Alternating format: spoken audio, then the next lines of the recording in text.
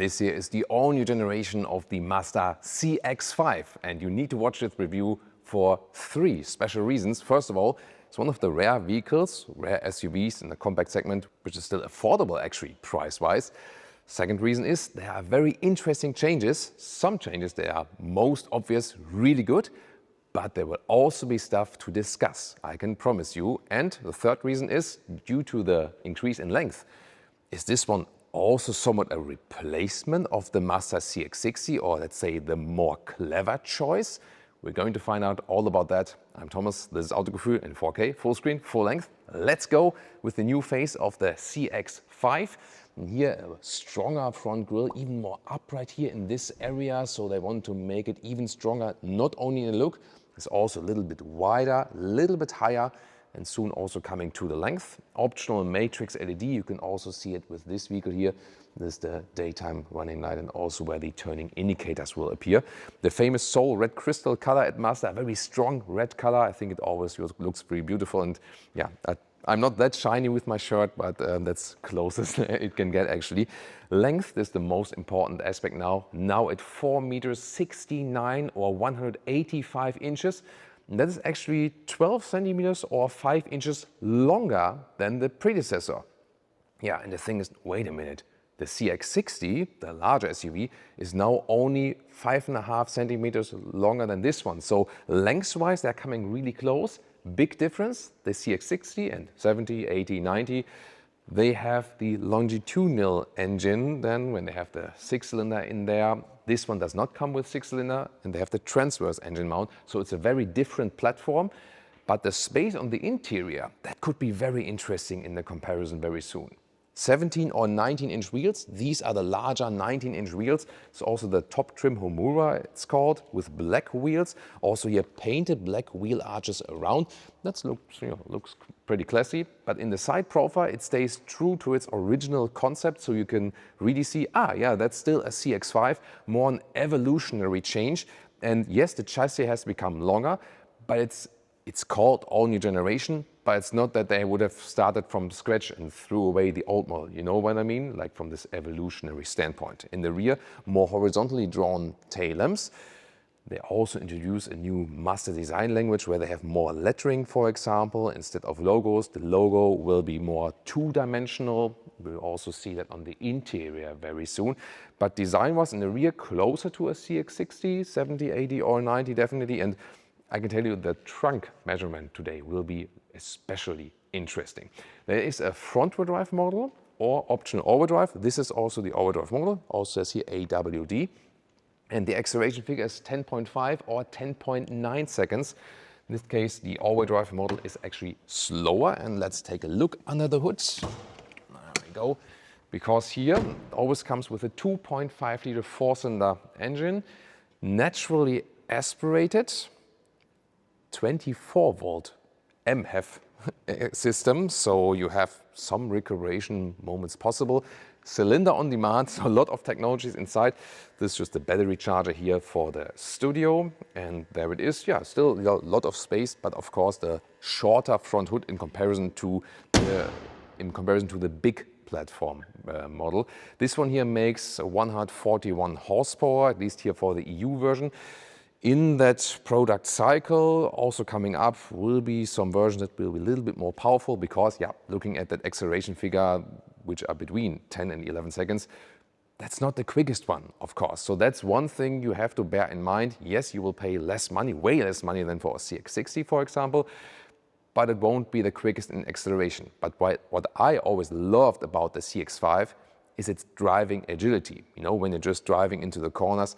And I always loved driving the CX-5, so when we can drive this one here for you very soon, I'm really looking forward to how the driving is maybe the same or has changed, because suspension-wise, there are some upgrades. So on the one hand, the springs are softer for more comfort, but now they add frequency adaptive dampers, and they kind of make like a wider span between comfort and sportiness. They are not actively adaptive, so you cannot adjust them with the driving mode and so on.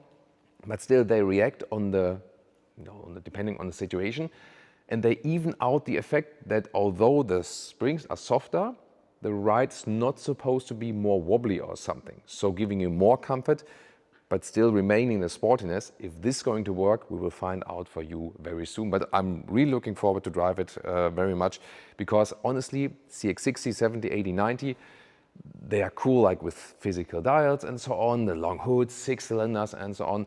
But the driving was never on a fun level as the CX-5 driving was. So that's why I'm probably once again the team CX-5, but we'll see more about that on the interior and then later in the drive next time. Briefly commenting on the indicators, by the way, or here's the hazard light. Here you have this pulsing effect. So BMW and Mazda, they both have been using this effect now quite recently.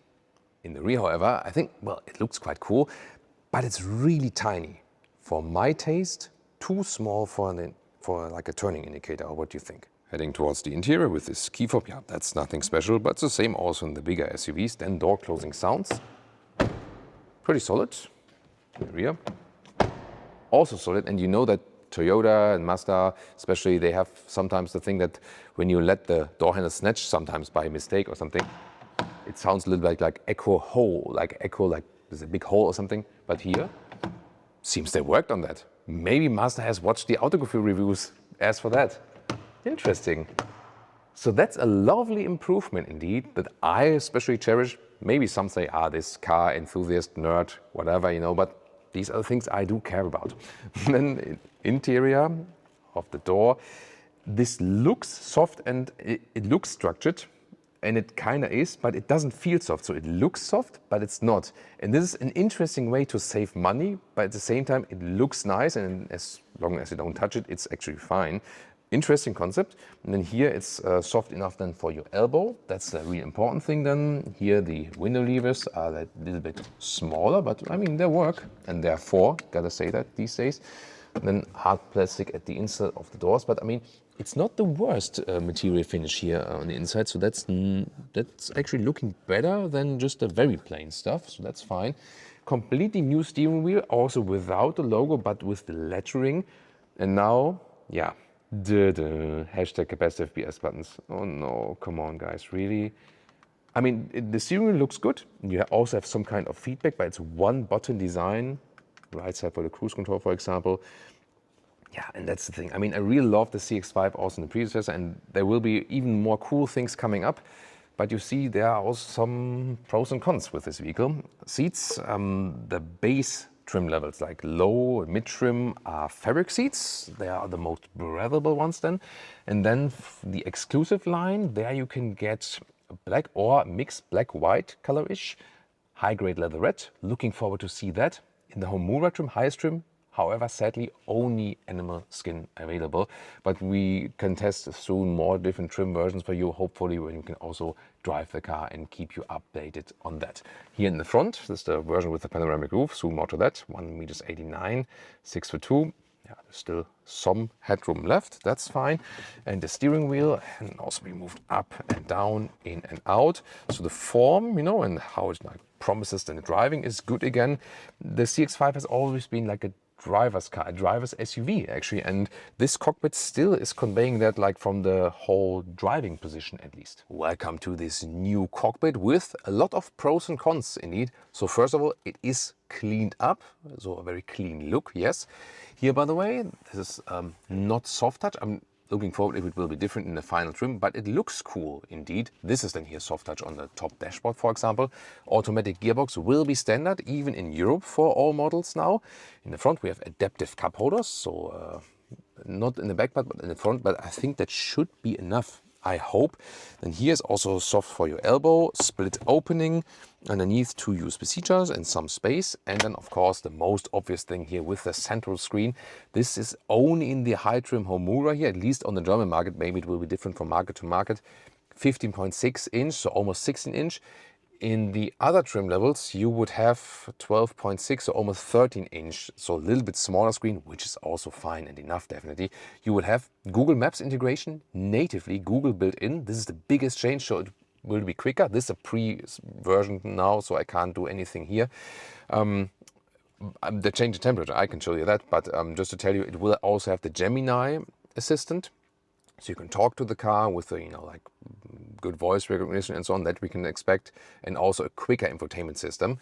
However, No climate dials, no physical dials here. Ah, come on guys, really? Yeah, I mean, they are placed always here and you can slide like this or click here. This is possible, or if you do 22 degrees Celsius or 72 degrees Fahrenheit auto, then you probably don't care, but usually a lot of viewers here, and me personally also care a lot about that. And that's the thing here. It is clean, and the car, we also see the space soon, is pretty cool from the price-performance ratio. But the one thing we have loved most about the Mazda models in all the recent years is that they kept physical dials, whereas all the other manufacturers did not.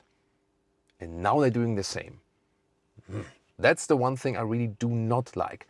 Would like to see your feedback on that. The integration here is somewhat fine. It's also accessible, like here, like it's not too far actually. Just the hazard lights button is in the lower part. Not too many other real physical buttons left. And yeah, and then the combination with the capacitive buttons. I mean, you have some kind of feedback, but still somewhat capacitive here on the steering wheel. Yeah, so these are two pills to swallow here with this vehicle.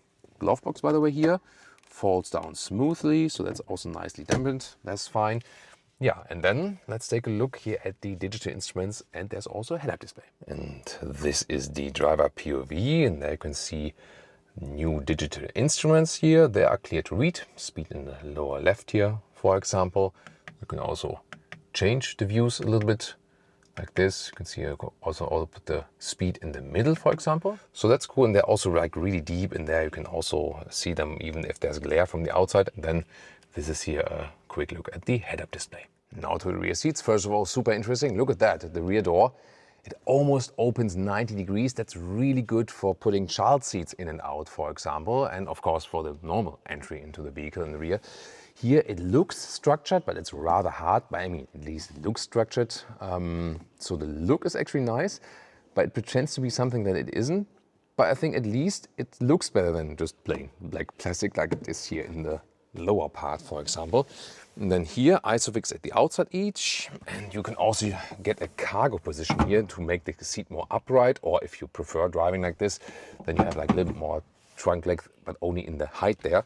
And here, folding down this with some lips for somewhat adaptive cup holders.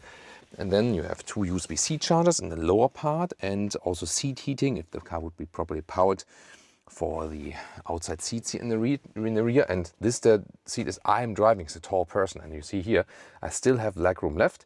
And now very interesting, of this 12 centimeters 5-inch gain in length, this is all the wheelbase.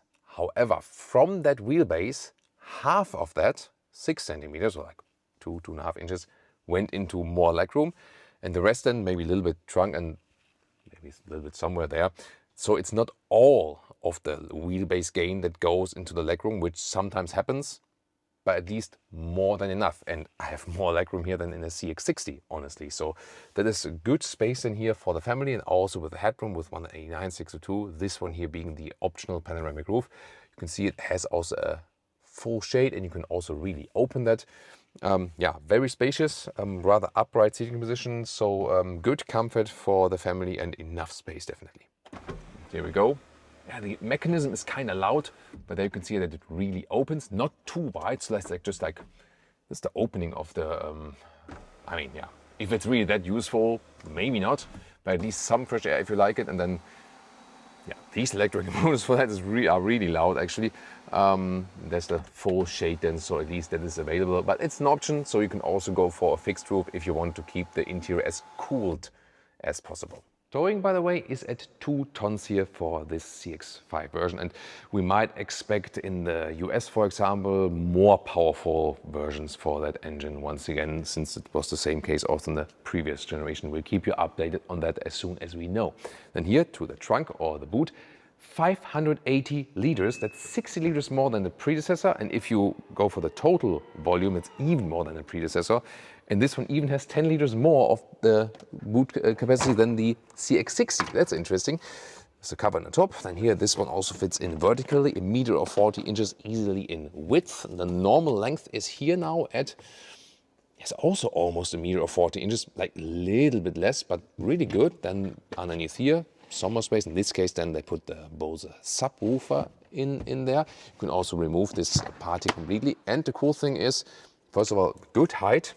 This is better now, 31 inches or a little bit less than 80 centimeters. And you can also fold then the seats from here, remote unlock. There we go. And oh, they have power. yeah, there. Maybe I can push this one down a little bit further, then it looks nice. Yeah, you know, we've been talking about this. This is most of the time not that super done with by Mazda, but I have to say, it's maybe not the most beautiful solution, but this is the first hand-built studio vehicle, and I think it even looks better than in the CX-60, this transition there. So it's actually not bad. So that's good. And then the length to the seat is I would be driving, and remember, it's still a compact SUV segment. Here we are at 1 meters 80 or 71 inches, so very well usable. This is here a true hero as for the usability of the trunk. And yeah, you already realize I'm on a tour here of like, don't buy the CX-60, buy the CX-5. I think Mazda guys will not like that, but I think here it kind of becomes obvious, you know. As for the pricing, the entry price, we always have a German entry price as a relevant figure, 35,000 euros, but not as it stands here right now. If you get the all-wheel drive, panoramic roof, the highest trim limit, and so on, you of course add some thousand euros, then it will be in the region of 40,000 something.